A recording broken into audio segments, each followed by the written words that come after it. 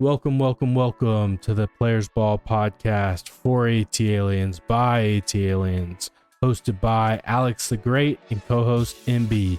We bring you raw takes, real debates, and the hottest stories in Atlanta sports. No filters, no fluff, just straight talk from the city that runs the South. From the parking garage to the penthouse, no one takes you on more highs and lows than Atlanta sports. Let's me, you, your mama, and your cousin too get on this elevator. Don't touch the button. We got you locked in. On today's episode of Elevators, we're coming at you with one that's just been an up and down emotional roller coaster for what feels like 365 days now. And that's the Braves. The good, the bad, and the ugly. Mostly ugly for the start of this year. We kicked it off last week out in San Diego, where we ended our season last year, and we started 0-4. I think this is the worst 4-game start for the Braves that I can remember. And to cherry on top it, we ended it with 2 straight shutouts. So that's just kind of a preview of kind of the bad. I'll try and give you a little bit of good, even though there's not much. The elevator is headed towards the basement, is what you're saying. Maybe we go back up, though, right? We might make it to the first floor. You know, they are playing right now against the all-world Dodgers, and I have not checked to see if what that score is. So we might, not a whole lot of oh, no, it was 2-0 Dodgers in the third. I was about to say, don't look. Man, but I will say, to give some positives, right? It is a long season. That is just series number 1. We've got a long ways to go. We're still missing some of our key cogs, right? Spencer Strider and Ronald Acuna Jr., they're still rehabbing their last year injuries. Spencer did make a rehab start today, or not today, recently in AAA Gwinnett. He went 3 innings, had 1 earned run, allowed 2 hits, and he struck out 6. It was kind of a rocky start.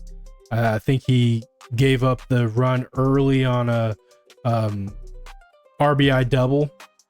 I think he hit a batter, but then he settled in and retired 4 out of the last 6 batters, or 4 out of the last 5 batters that he saw. So up and down start, but good, promising, right?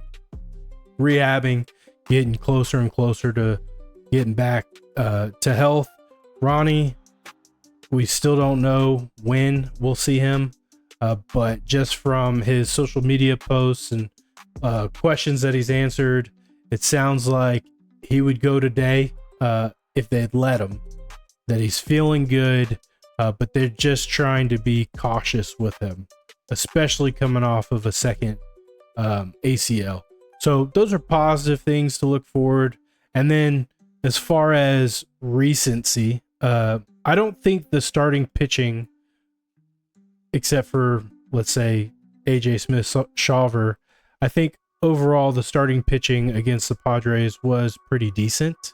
We were in 3 of those games, had opportunities to win, but we didn't get the job done ultimately. So I do think those are good things that we can build on. You know, how you feeling?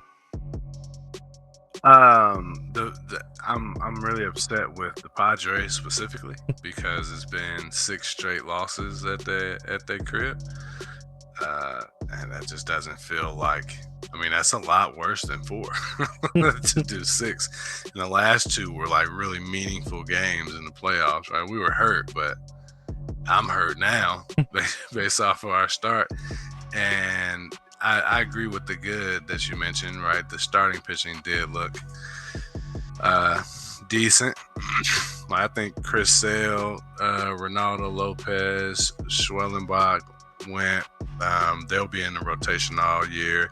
hopefully AJ Smith-Shawver, can remain up there, but we'll see how that works out. Is today a bullpen game? Do you know? Grant Holmes started, and I thought Grant Holmes was a reliever.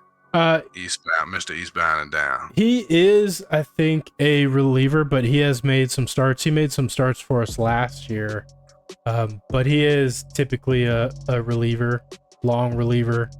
So I don't know if it's a traditional. Early for it to be a bullpen game, like, come on, man. What are they doing? What did they do in spring training that they're still working out the kinks? Well, I can tell you what AA did not do in the offseason.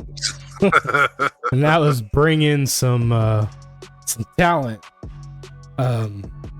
Yeah, I think it's just been a struggle. You brought up, getting to some more of the bad, right? And some might even call it ugly. I think those two kind of gel together at this point when it comes to the Braves. But Ronaldo Lopez hit the 15-day IL today with shoulder inflammation. They recalled Bryce Elder in his steadfast. So I think the Grant Holmes thing is a lack of arms, right? You're down Spencer Strider. Now you're down Ronaldo Lopez. You're down a few others. Joe Jimenez. I'm trying to remember who all. But there's several that are on the IL. And so I think that's what's going on with the Grant Holmes decision today. Now, we did let go or trade Ian Anderson, so he's no longer an option. I don't think he was pitching all that well to begin with. AJ Smith-Shawver's a young guy that they're having start. The other options would be like Hurston Waldrop, who made his MLB debut last year. He's still a young potential starter for the future. So it's just one of those situations. I don't think this is a long term, but it is our short term reality in terms of our pitching struggles. And their struggles.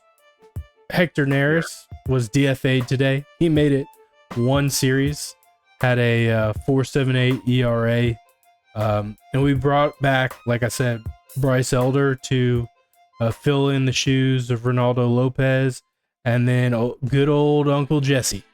We're returning him to the bullpen for Hector Neris. So we'll see. It's going to be interesting. I would not be surprised if we leave the West Coast with a big donut in the win column. 0-7 would be gross, bro. Like, it'd be terrible. To the point where I don't think we come back from it. Early season prediction. We're out of the playoffs at 0-7. We can never make it back. I mean, I know you're being a little tongue in cheek, but it would be gross. And we've had discussions, long debates, some heated, but I think in the vast majority we agree that being owned by a media company and not by an individual is really a problem for us, especially a publicly traded entity with shareholders, and they're more worried about the bottom line than they are wins and losses. Although, we've talked about recently how some of that goes hand in hand, right? It's not just the name on the front of the jersey, but it's the names on the back of the jerseys that matter. And ultimately, you can lose, but you can only lose for so long before that fan base closes their pocketbook and you start losing money. So I hope it doesn't come to an 0-7, but I hope that there's enough adversity that someone breaks out the checkbook. I don't know what you can go get now, right? I think you're gonna have to do some work and on the trade market, but we need to bust out the wallets and start paying for some talent, because this is going to be unacceptable if what we're seeing early becomes the trend. How long is the season? How long does it feel if we start 0-7? To me, that's like, oh wow, I can stop watching for the next 2 months and just get back into it in June. Like maybe I'll start watching the Braves when Ronnie returns, and that'll be the turn that we need. All right, it just feels like baseball is way too long. It's gonna feel a lot longer if we start with no wins and I don't know. The first 2 series. I think it's the opposite, because you play 180 games and you basically play every night from late March to October if you get there, right? Like there's just so much baseball that people don't feel like these early games matter, right? Like there's not a whole lot of weight placed on them. But as a fan, right, like you don't want to lose at any point in time. But think about teams like the Oakland A's and the Chicago White Sox that were historically bad, that lost 90 games, right? Like I think the White Sox, one of those 2 teams, started off 0-4 last year, and they went on to have the worst record in the season. Yeah. 0-7 would be gross, like you said. I don't think there's any other word to describe it. But I don't think it would be that dire. As dire as just like throwing in the towel. Yeah, I think the Mets lost 3 games. The Phillies won 2 of their 3 on the road. So, we are 4 games behind already, or 3 games behind already, but we'll see how it shakes out, man. It just it dulls, opening day, opening week is supposed to be like a time of excitement. Like the boys are back in town. The boys are back in town. I want them to leave.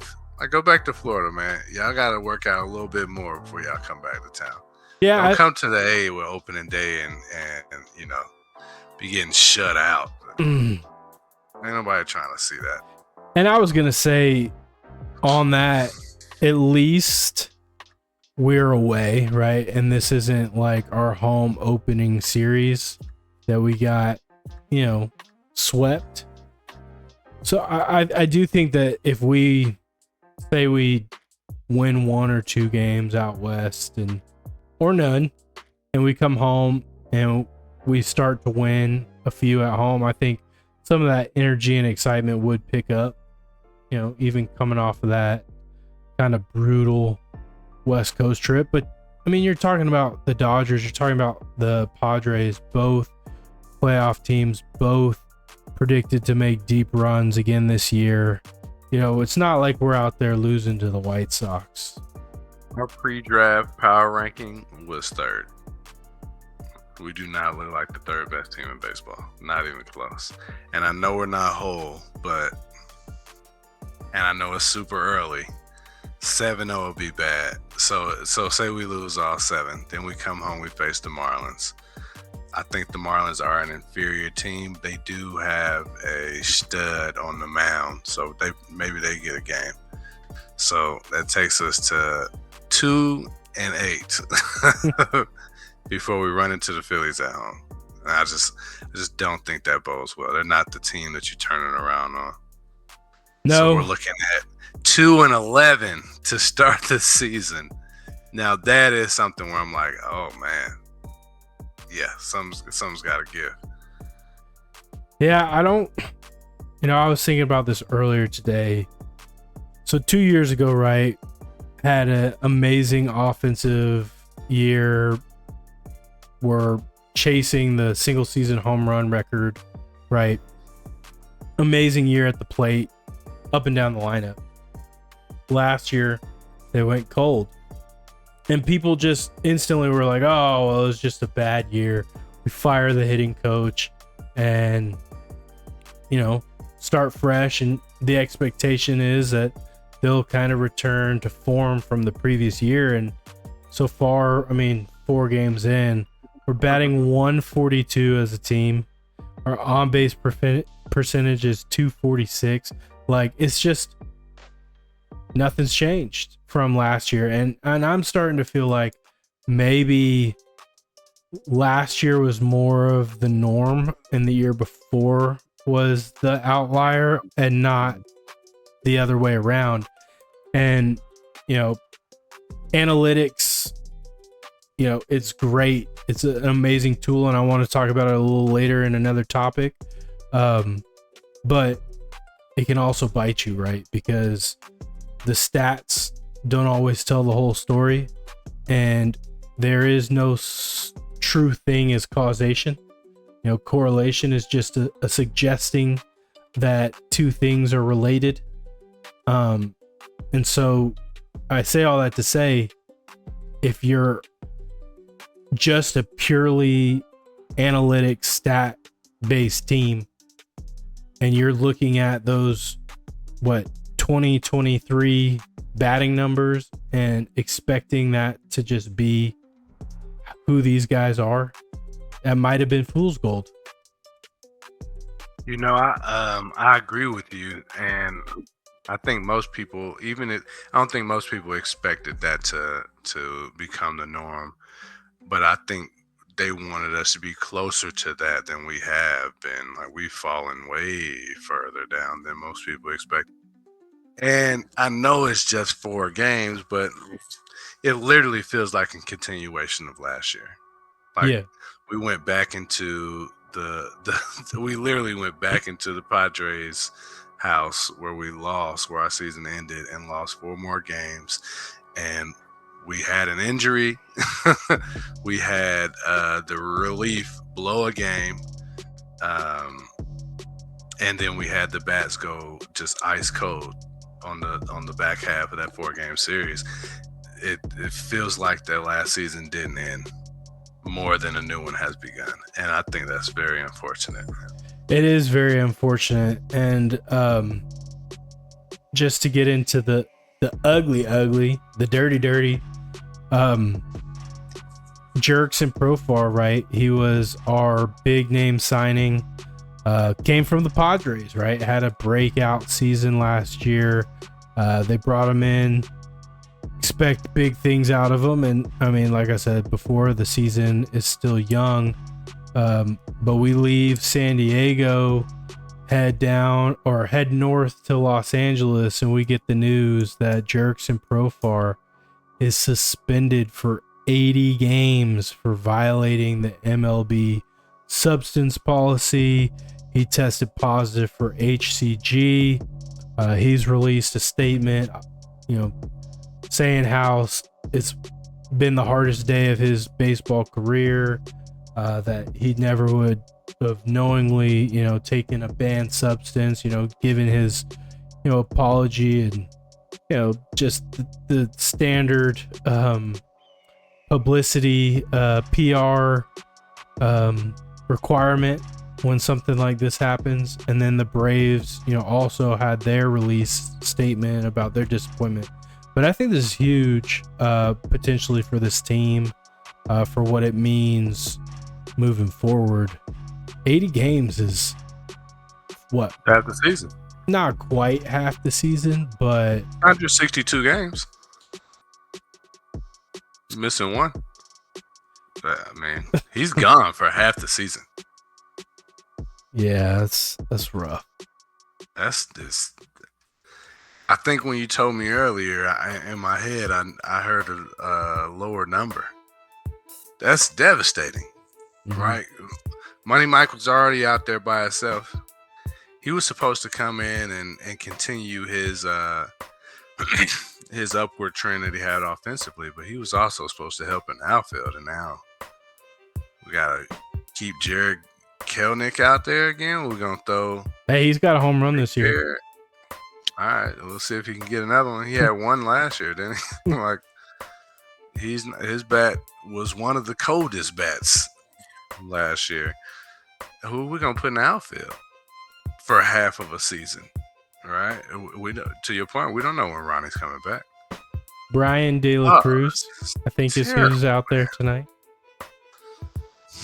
Yeah, no, it's devastating. That is the ugly. I thought all of it was ugly. Now, 80 games from someone that you just got. Yeah, there's The still only addition that you had is that's a tough look, man. they Fire AA. they're on the Not hook. quite. They're on the hook for $35 million. Because baseball is fully guaranteed, right? Yeah, I mean he's gonna lose out on some money just for the games, but he's still, like I said, gonna make that $35 million that's due to him in his contract. I don't know what the Braves do with him long term, right? Like that's a pretty big stain on your reputation, and you know, for a team that counted on you pretty heavily, right? The only real signing of the offseason, and for you to disappoint with something like this, even if it's an accident, right? It's just you're a professional, you got to know better. Now, you know, you teased AA, fire him now. You know, I think the seats got to be getting warm for AA, and I think it's slightly unfair, but you know that's what he signed up for. I think it's unfair only from the standpoint of I don't think Liberty Media is allowing him to do what he needs to do. I think they are hard capping what he can spend, and for that reason, you know, AA is making the moves that he's making or not making the moves that he's making, right? But to that same token, that those are the cards that you're dealt and you got to maximize them, and I don't think right now he is. So that seat's got to be heating up. This is completely off base, but Taylor Jenkins, he was an assistant. He was the head coach of the Memphis Grizzlies. He's on the Coach Bud coaching tree. So he was an assistant here in Atlanta before, not immediately before, but he had a stop here, so it's relevant. They fired him. They're currently in 5th place in the West. He didn't have job for like 20 games. They're still performing, and they cut him. They fired him 3 weeks before the playoffs start. It wouldn't even be unprecedented at this point. I'm not suggesting that. I agree with everything you said as far as him being handcuffed a little bit. But I think the leashes are very short these days for GMs and head coaches, and he's going to have to turn some things around probably this season. I've seen some things. I haven't verified any sources, but I have heard a rumor that this could be Brian Snicker's last, that he could retire after this season. And I wouldn't blame him with the way that last year was and the way this season is kicked off. I thought Snit signed a multi-year extension. He may have, but that doesn't mean he can't retire. He can still retire. Yeah. He's got himself a ring. He's worked in the organization for a long time. Like, if he decides that he wants to go enjoy it the rest with his family, I know he's got a son that's in the coaching career in the MLB. I think he's like an assistant.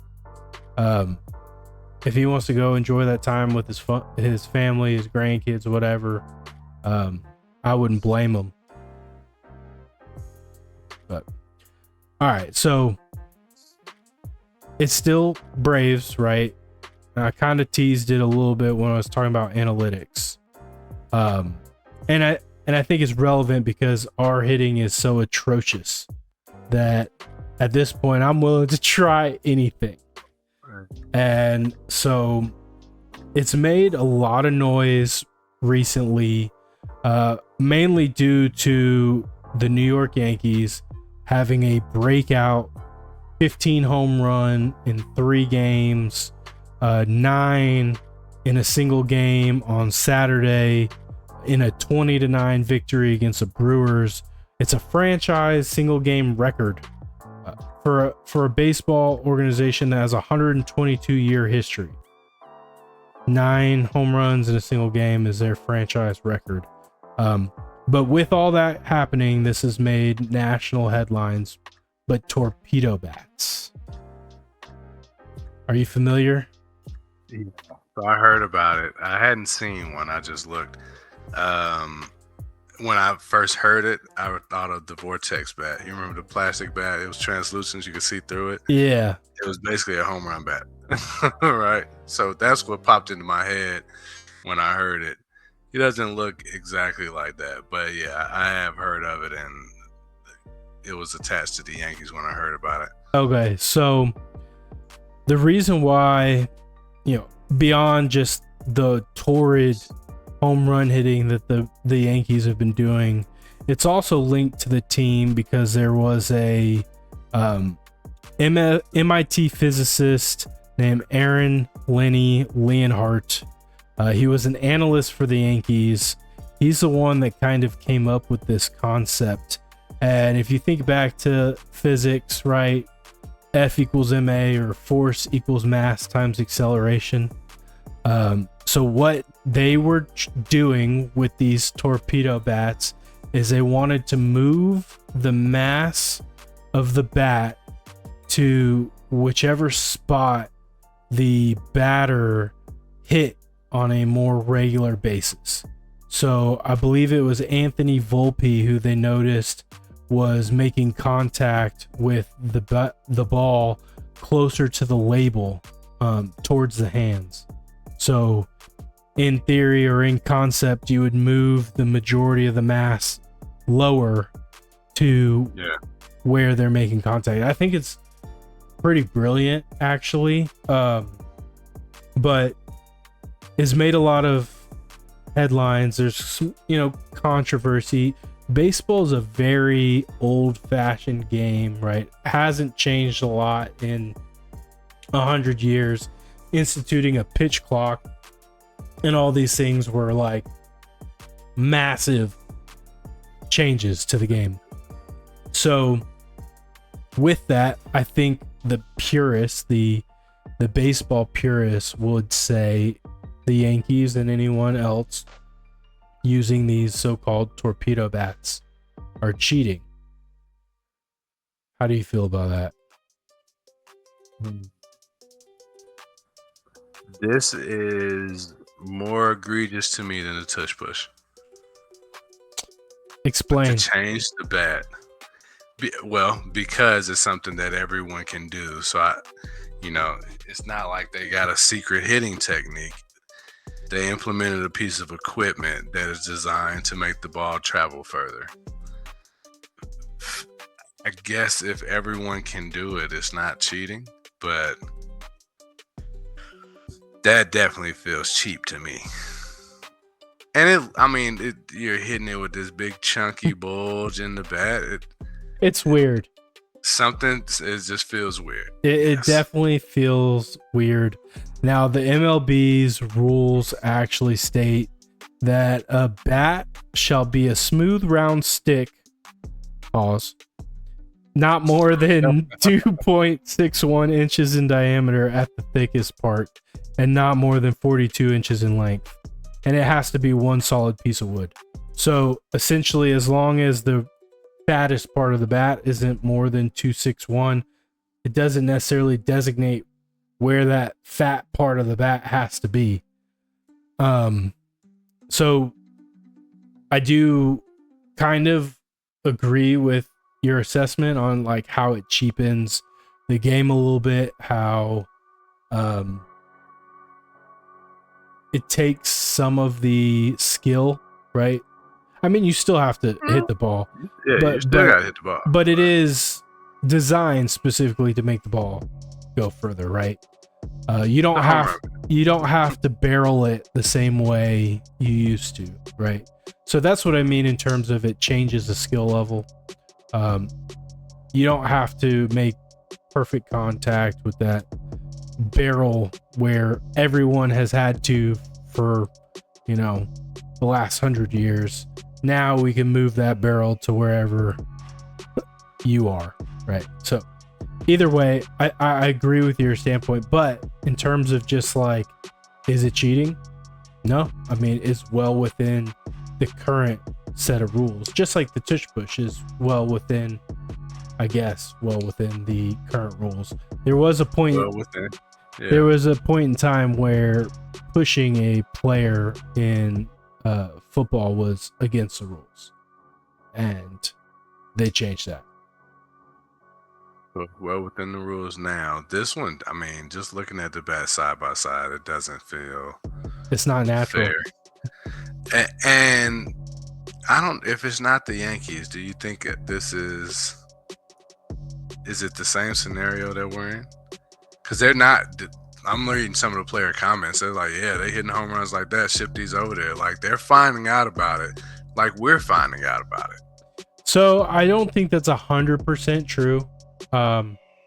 Now the Yankees are the ones that are in the spotlight, but they're not the only team that's been testing these or trying to do something along the same lines with modifying bats over the last few years. But this is the first time we're really seeing it in action in regular season play, right? Like there was some stuff done in spring training, I believe, last year, and I don't think it would be getting the attention that it's getting if it wasn't the Yankees and if they weren't doing what they're doing statistically.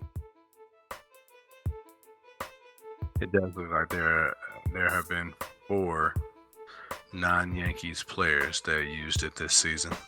Yeah. But it was like, I mean, I think there were 4 Yankees that used it. So these are all on other teams. Orioles have a guy. Blue Jays have a guy. Twins have a guy. And then the Rays have a guy that's using it. Would you be in favor of the Braves using it until they ban them? If they ban them? Braves can't get a bat on the ball regardless of the size of it at this point. So, yeah, try it. What could it hurt? You're just striking out anyway. I will say one of the guys that has kind of openly said he's not using one is Aaron Judge. And what did he say? He said, I think my bat's working just fine. He's not wrong. He is not. Yeah, it's interesting. I think it's, I think it's, like you said, it cheapens the game, trying to find an advantage, but just from like the pure engineer and data guy at heart, like I find it fascinating that someone, Aaron Leonhardt, was looking at the analytics and analyzing swings and where bats were hitting balls, and this is the solution that he came to. Like that whole process I do find fascinating and intriguing, and like, I don't know, it just kind of appeals to my engineer background of finding a problem and solving it. The fanhood point that you mentioned as well, like that does contribute to baseball excitement, and baseball wants more home runs. I mean, baseball, MLB has been tinkering with the balls, like deadening baseballs or making baseballs fly further and messing with the formula to change the outcomes for years now, like behind the scenes, and it doesn't get a whole lot of attention, but now teams and players individually are kind of doing the same thing, leveling the playing field. But it looks and feels unnatural and for now wrong, but it could become the standard, right? Like, and that's the thing that I also find interesting about it, is like the Marcus bat and the Matt bat and the Josh bat and the James bat are all different. And if you try to use my bat or I tried to use your bat, the outcomes may not be the same. Like it's fully personalized to my swing, to my approach. I would say this. I can see that going both ways, though. That's not always a negative, right? I've used somebody else's driver of ball, right? So you can have good experiences with other people's equipment. Generally, yeah, to your point, like they're tailor-made for them. But you can have it if you do find a little bit of success with somebody else's bat. Now you can have yours made like theirs, but to your specifications. Do you think that this is like in the same vein as, you know, there's been a push over the last several years to like the axe handle bats? You know what I'm talking about? Okay, so traditionally a baseball bat has a knob at the end of it, right? Whereas an axe handle just kind of like tapers and like curves. They've started introducing like these axe handle bats, and some players love them because of the way that you hold it. It's more of that axe feel, versus like that traditional knob. Do you think it's in the same vein? Like it's modifying the piece of equipment to better suit what you're trying to do as a player? You gripping the bat differently, I don't think has the same effects as enhancing the barrel does. So right? Having the axe grip isn't gonna add, I don't believe it's gonna add nearly as much, if any, velocity to the baseball off the bat. When you say enhancing the barrel, I mean they're still having to fit within the same parameters. They're just moving the fat part of the bat from, you know, it tapering up to the end. Now you've seen them, right? Like you're moving that fat part to, you know, maybe the center and tapering down at the end. I know this isn't what they did. That does not look like what I'm looking at. It's like they added meat to the bat, to the middle. Right. The top is the same size. The bottom is the same size. This is additional. It's not movement of existing weight. And I know it is, right? But it looks that way because they had to make the part that you're normally used to seeing as fatter, skinnier. So optically, this is the vortex bat. I just can't see through it. Yeah, I feel you there. But very interesting. We'll see what MLB does. I know it took them years to do something about the sticky stuff, which was, you know, the pitcher's version of the torpedo bat in my mind, right? That spider tack. They need to just get rid of some of the rules, man. Like I know steroids are bad, but there's people who use them responsibly. Steroids are a thing still, right? In bodybuilding and wrestling, the most exciting time for baseball, still to this day, for me, was the home run derby that was the full season of Mark McGwire versus Sammy Sosa. So I saw a clip. Or I listened to a clip. It was an interview, Chipper Jones, and he was asked because, you know, Hall of Fame season was kind of upon us, right? Induction season was upon us, and he was asked point blank, you know, what's your take on Barry Bonds? And Chipper said he's the greatest baseball player I've ever seen in my life. And he uses an example. He talked about a series. I don't remember if it was a playoffs or regular season, but Bobby told them all, you know, if there's a base open, we're walking Barry Bonds. and I don't remember what pitcher it was, but it was later in a ball game. There was like 2 outs, base first was empty, and whoever the pitcher was like, I'm just gonna pitch to him. First pitch, he hits it in a Covey Cove for a walk-off home run. Next night, almost identical circumstance. They pitch him one pitch, hits it into Covey Cove, walk-off home run. Chipper said he's never seen Bobby fume so hard,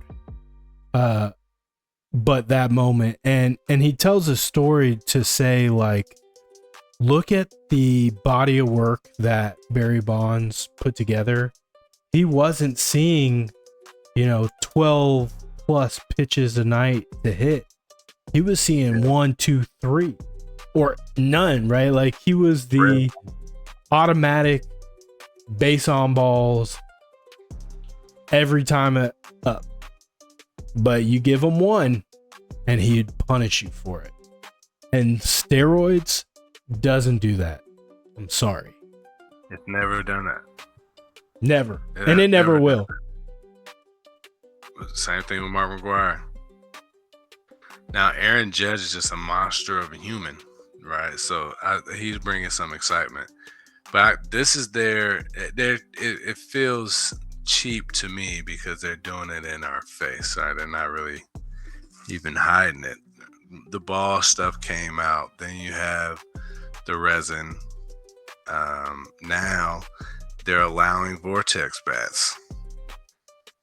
Like, just take the pitchers out of it. Put a machine out there, man, and just have games of 20 to 27. I'm with it. To go all the way. What's all this half stepping about? All right, so they have the Unrivaled League. They have this new TGL. We need some venture capitalists. We're gonna start our own baseball league. You heard it right here. We'll come up with a name for it. We'll put the white papers together, and we expect some funds to get this thing kicked off. Here we go. Did you see, just last thing baseball related, did you see Truist was sold out by the Savannah Bananas? Yeah, and they had a former Brave join them. Did you see that? I did not. Old Charlie Culberson, who is a local from my area, where I'm living now. He went to high school just up the road. It was cool. He had fun. He did well apparently in his Savannah Banana debut. I happened to see. I was at Barnes and Noble on Saturday.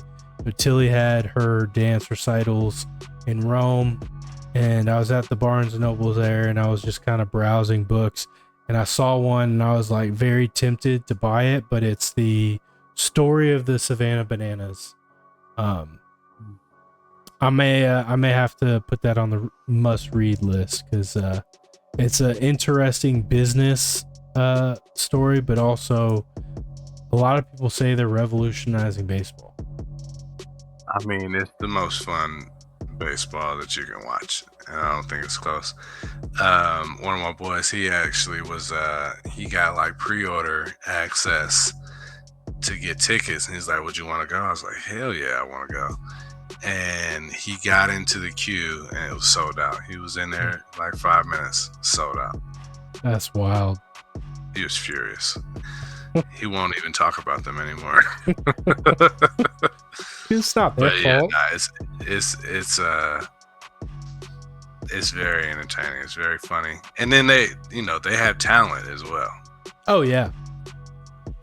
It's talent, it's entertainment. It's baseball theater. I just hope they don't cheapen it up like they've cheapened the Globetrotters, because man, that was disappointing. I remember that, yeah. I was very disappointed when we saw them in New Orleans a couple years ago. I wanted to see all the tricks, the high flying acrobatics. I didn't need the pauses in the game for just straight theater. Yeah. Like, it would be one thing if it was like in addition to, but it was like it was too corny for my taste. I think that's a lot of what the Savannah Bananas is. It feels to me like the Globetrotters of baseball.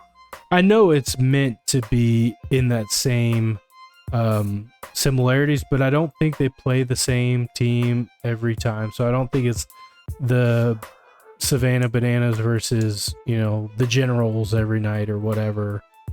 And I don't know for certain, but I don't think it's scripted. And I think that they have lost, right? Like the Globetrotters have never lost. But I think the Savannah Bananas have. Yeah. I am seeing multiple teams.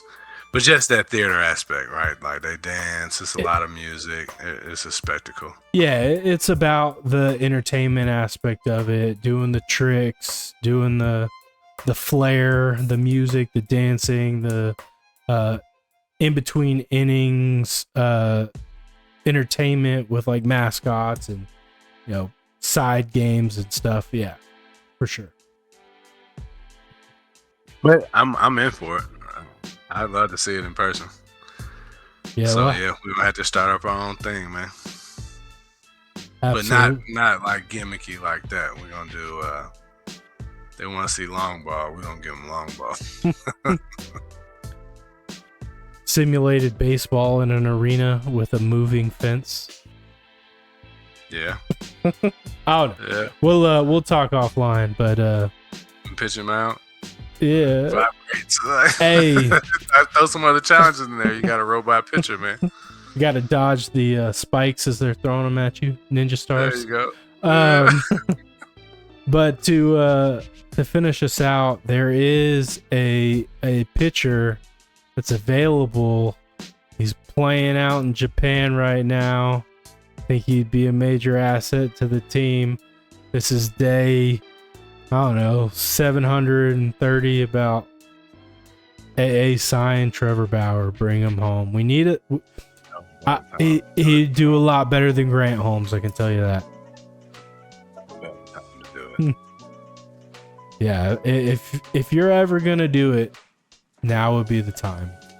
We are losing 4-0 in the 5th.